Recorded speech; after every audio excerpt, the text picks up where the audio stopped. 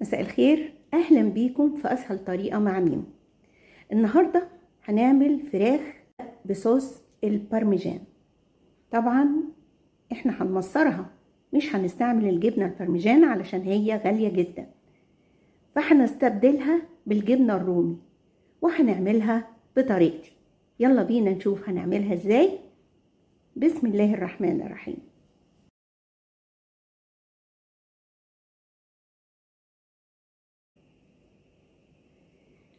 هنجيب الفراخ بتاعتنا وهنتبلها بمية بصل وملح وفلفل عادي جدا كأننا بنعمل فراخ بانيه. هنجيب بيض، هنحط عليه فلفل اسود حسب الكمية اللي عندك. هتحتاجي بيض قد ايه انت هتقدري بالظبط. نضربها كده وهنجيب البقسماط ونحضر كل حاجة جنبينا، وهنحط عليه شوية صغيرة كده من الجبنة الرومي المبشورة، وهنقلب. تيجي بقى ناخد قطعة قطعة هنحطها في البيض كده، وبعدين نحطها في البقسماط.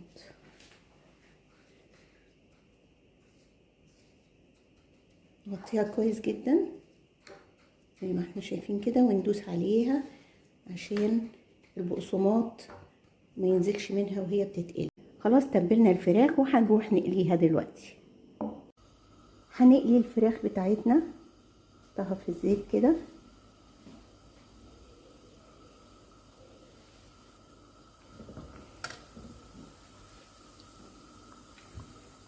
هو ده لون الفراخ اللي احنا عايزينه، اللون الذهبي ده.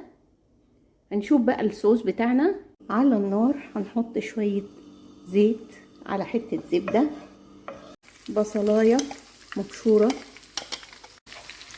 نحط معلقة توم مهروس، نقلب برضو. اول ما تطلع الريحة هزود معلقتين صلصة كده، ملح حسب الرغبة، فلفل اسود معلقة صغيرة، معلقة صغيرة بابريكا، معلقة صغيرة زعتر. وهقلب كل ده مع بعضه كده، نص كوباية مية، وهسيبه كده ياخد ويدي مع بعضه لغاية لما كله يغلي. الصوص بتاعنا غالي اهو.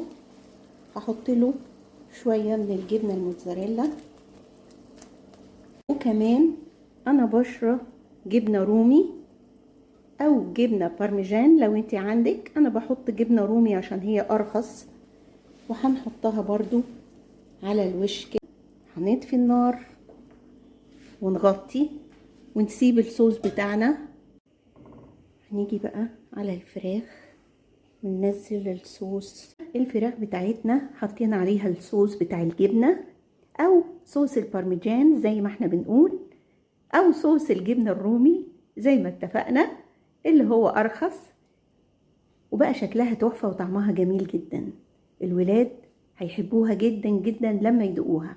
وكمان انت ممكن تعمليها لضيوفك في العزايم، حلوة جدا ومبتكرة. وحطينا كمان جنبها المكرونة ماك اند تشيز اللي احنا عملناها قبل كده.